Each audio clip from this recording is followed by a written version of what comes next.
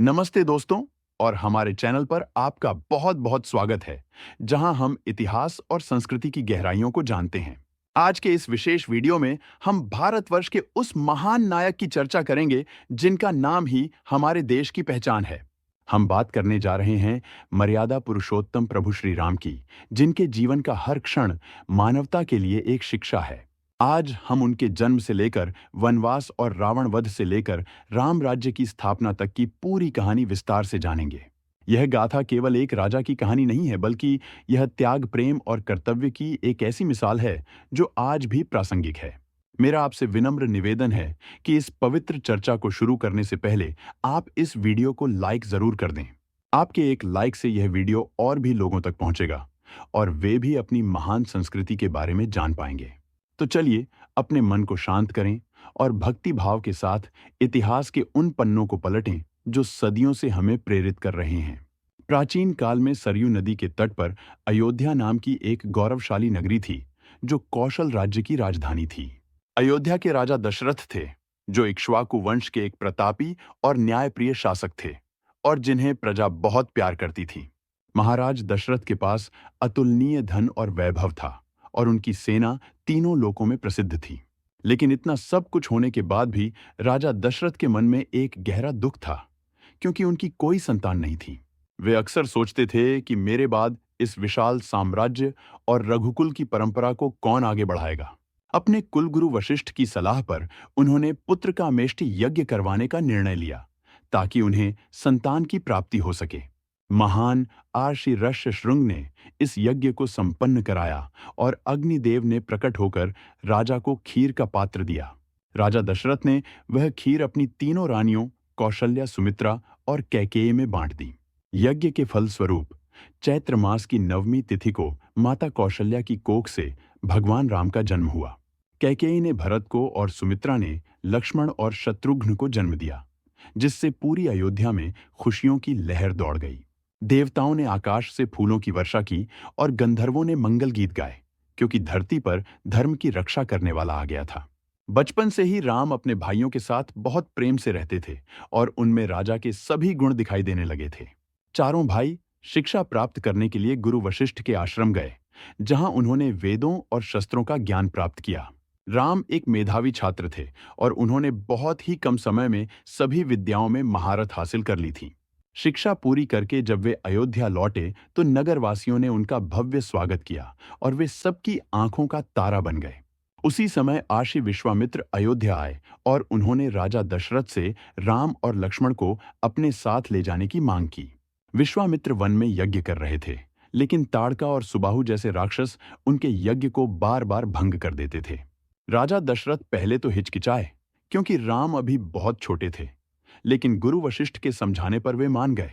राम और लक्ष्मण ने आर्षि विश्वामित्र के साथ वन की ओर प्रस्थान किया और यह उनका पहला बड़ा अभियान था। रास्ते में उन्होंने ताड़का नाम की भयानक राक्षसी का वध किया और राशियों को भयमुक्त किया। राम ने मारीच को ऐसा बाण मारा कि वह 100 योजन दूर जाकर समुद्र के किनारे गिरा और सुबाहु का अंत कर दिया। विश्वामित्र ने प्रसन्न होकर राम और लक्ष्मण को कई दिव्य अस्त्र प्रदान किए, जो भविष्य में उनके बहुत काम आए।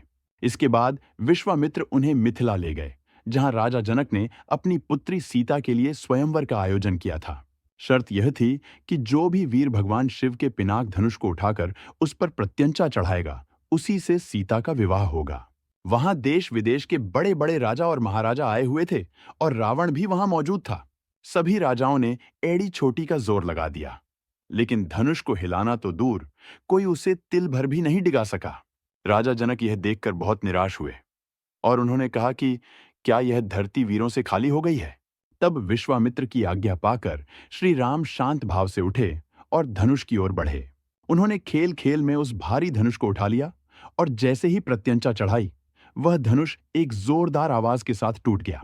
सीता जी ने प्रसन्न होकर राम के गले में वरमाला डाली और देवताओं ने उन पर पुष्प वर्षा की। यह विवाह केवल दो शरीरों का मिलन नहीं था, बल्कि यह शक्ति और भक्ति का एक दिव्य संयोग था। राजा दशरथ बारात लेकर मिथिला पहुंचे और राम और उनके भाइयों का विवाह धूमधाम से संपन्न हुआ। विवाह के बाद जब वे अयोध्या लौटे तो चारों ओर उत्सव का माहौल था और प्रजा बहुत खुश थी। समय बीतता गया और राजा दशरथ ने देखा कि राम अब राजकाज संभालने के योग्य हो गए हैं। उन्होंने मंत्रियों और गुरुओं से सलाह करके राम का राज्याभिषेक करने का निर्णय लिया। यह समाचार सुनते ही पूरी अयोध्या नगरी दीपों से जगमगा उठी और लोग नाचने गाने लगे। लेकिन कहते हैं कि समय का चक्र बहुत बलवान होता है और सुख के बाद दुख का आना भी निश्चित होता है।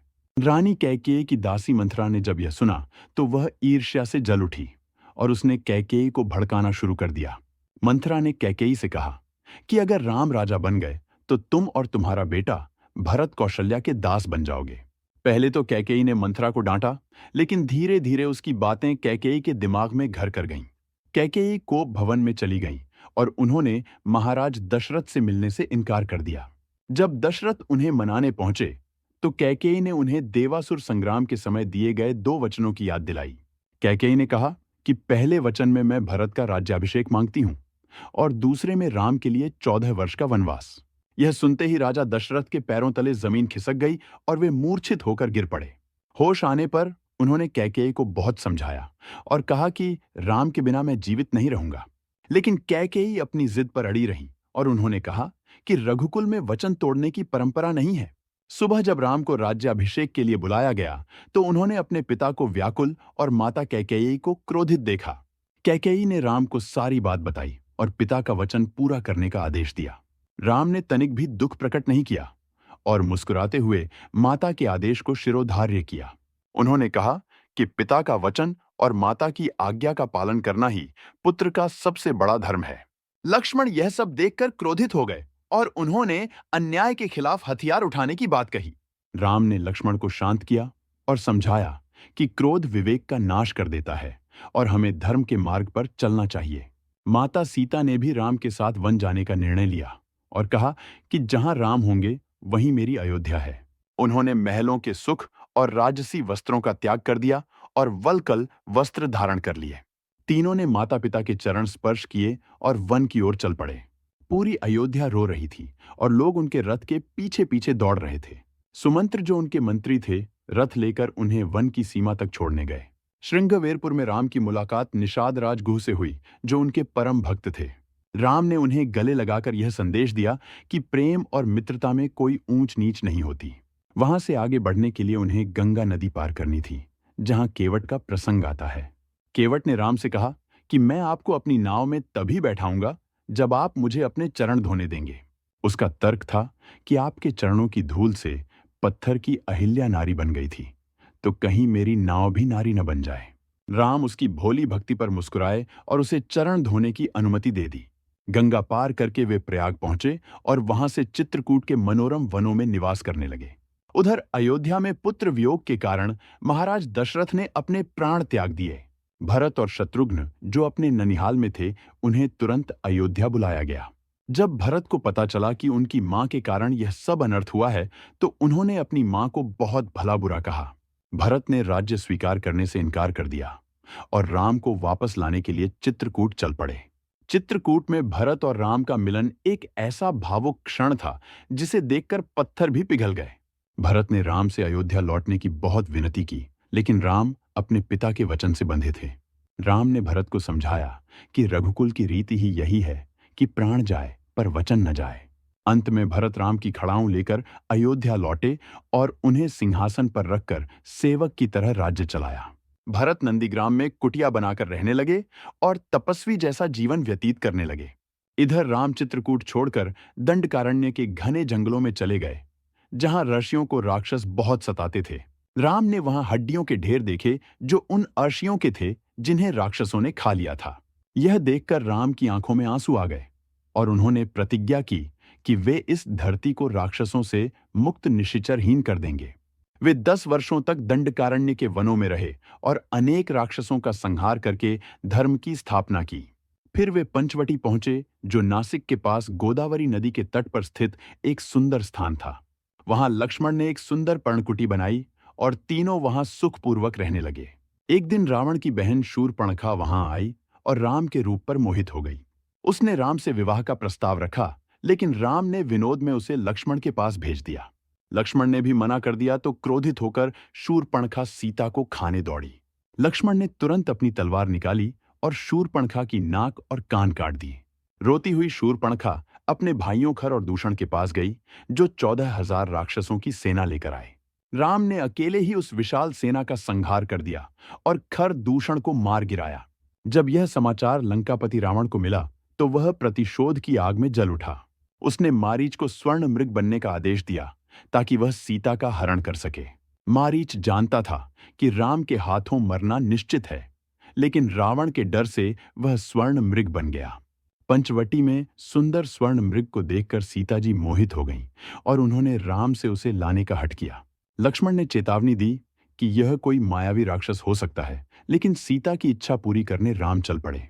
राम ने बाण मारा तो मरते हुए मारीच ने राम की आवाज में हे सीते हे लक्ष्मण पुकारा। सीता जी घबरा गईं और उन्होंने लक्ष्मण को राम की सहायता के लिए जाने को विवश किया। लक्ष्मण ने जाते समय कुटिया के चारों ओर एक सुरक्षा रेखा खींची, जिसे कोई पार नहीं कर सकता था। रावण साधु के वेश में भिक्षा मांगने आया और उसने सीता को रेखा से बाहर आने के लिए मजबूर किया। जैसे ही सीता बाहर आईं, रावण ने उनका अपहरण कर लिया और उन्हें पुष्पक विमान में बैठाकर ले गया। सीता जी ने बहुत विलाप किया और वन के वृक्षों और लताओं से राम को उनका पता बताने की प्रार्थना की। वृद्ध गिद्धराज जटायु ने सीता की पुकार सुनी और रावण को चुनौती दी। जटायु ने रावण के रथ को तोड़ दिया और उसे घायल कर दिया, लेकिन रावण ने जटायु के पंख काट दिए। घायल जटायु धरती पर गिर पड़े और राम की प्रतीक्षा करते हुए अपनी अंतिम सांसें गिनने लगे। जब राम और लक्ष्मण कुटिया पर लौटे, तो सीता को न पाकर राम पागलों की तरह विलाप करने लगे। वह हर पेड़ पौधे और जानवर से पूछते थे कि क्या तुमने मेरी सीता को देखा है। घूमते हुए वे जटायु के पास पहुंचे, जिन्होंने उन्हें बताया कि रावण सीता को दक्षिण दिशा में ले गया है। राम ने जटायु का अंतिम संस्कार अपने पिता के समान सम्मान के साथ किया और उन्हें मोक्ष प्रदान किया। आगे बढ़ते हुए वे कबंध राक्षस से मिले, जिसे मारकर उन्होंने उसे शाप मुक्त किया।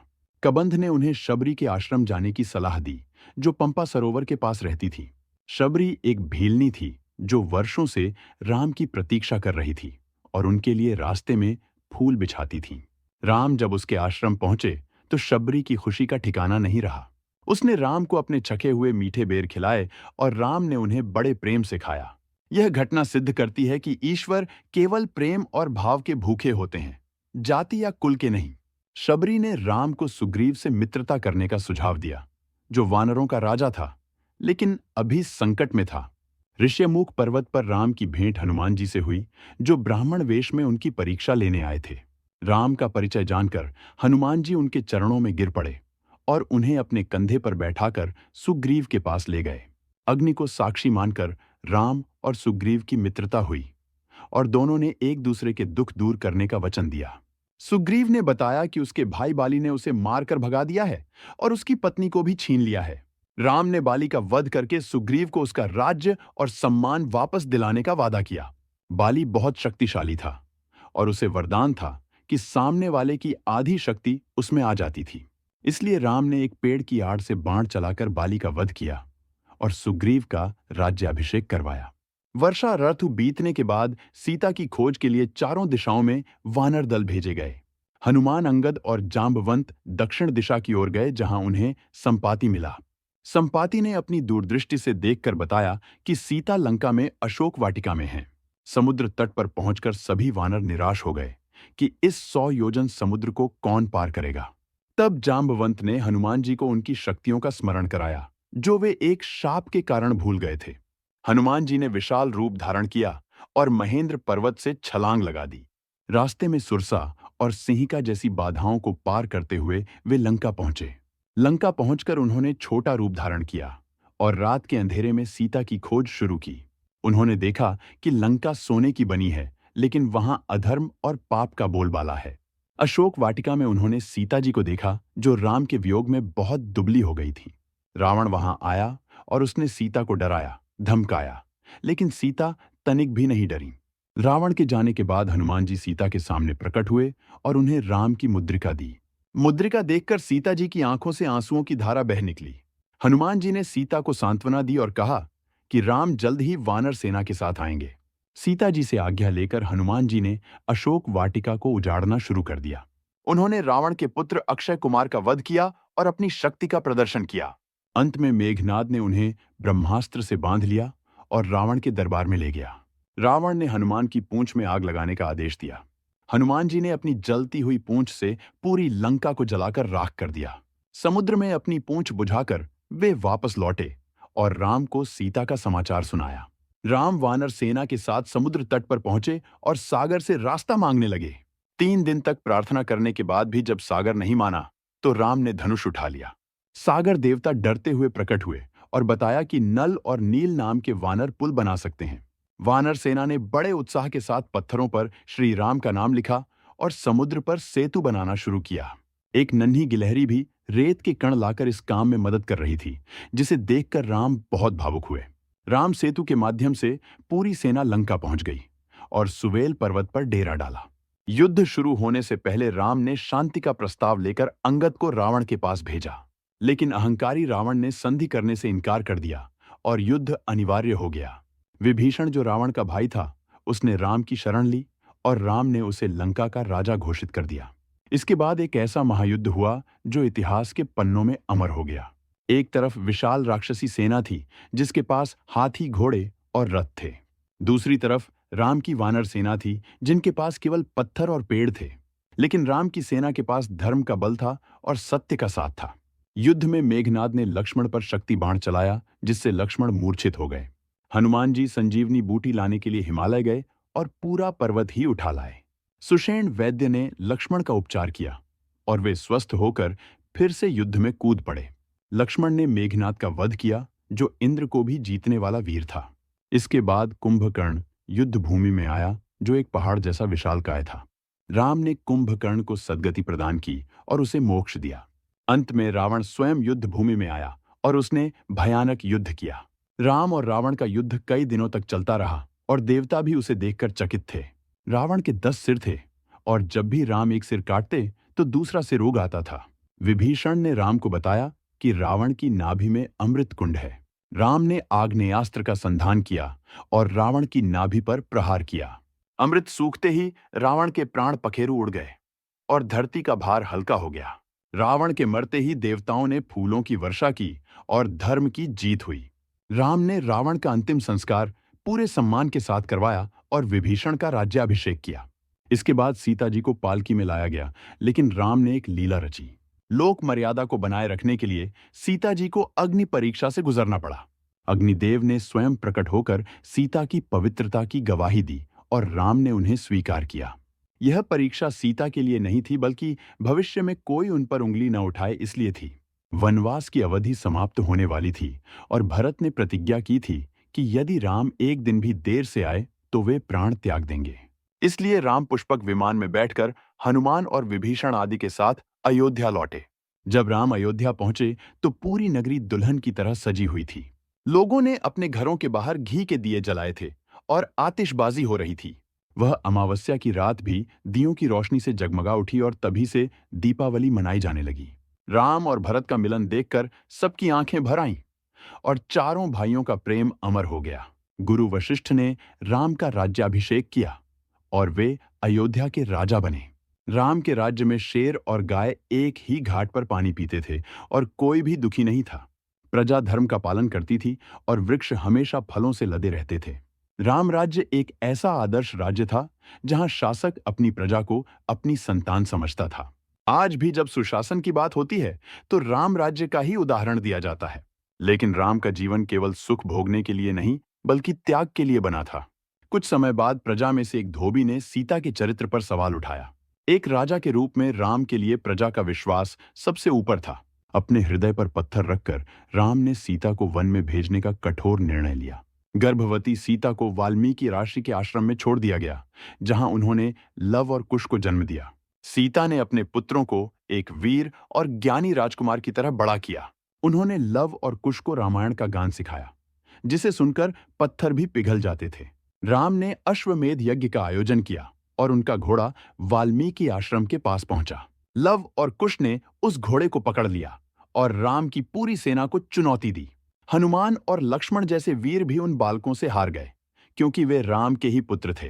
अंत में राम स्वयं युद्ध भूमि में आए और उन्हें पता चला कि वे उनके ही पुत्र हैं। वाल्मीकि ऋषि सीता को लेकर वहां आए और उन्होंने राम को सत्य बताया। राम ने सीता को स्वीकार करने की बात कही, लेकिन सीता का मन अब भर चुका था। सीता ने अपनी मां धरती से प्रार्थना की कि अगर मैं पवित्र हूं तो अपनी गोद में शरण दे दो। धरती फटी और एक दिव्य सिंहासन निकला, जिस पर बैठकर सीता पाताल लोक चली गईं। राम उन्हें रोकते रह गए, लेकिन सीता अपने धाम को लौट चुकी थीं। इसके बाद राम ने लव और कुश को अयोध्या का उत्तराधिकारी बनाया। राम ने कई हजार वर्षों तक शासन किया और धर्म की मर्यादा स्थापित की। अंत में जब उनका कार्य पूरा हो गया तो वे सरयू नदी के तट पर गए। सभी अयोध्या वासियों के साथ राम ने जल समाधि ली और अपने वैकुंठ धाम को लौट गए। इस प्रकार एक महान युग का अंत हुआ, लेकिन राम का नाम अमर हो गया। राम का जीवन हमें सिखाता है कि परिस्थितियां चाहे कितनी भी विपरीत हों, हमें धैर्य नहीं खोना चाहिए। सत्य और धर्म के रास्ते पर चलने वाले को अंत में विजय अवश्य मिलती है। भाई हो तो भरत जैसा, मित्र हो तो सुग्रीव जैसा, और सेवक हो तो हनुमान जैसा।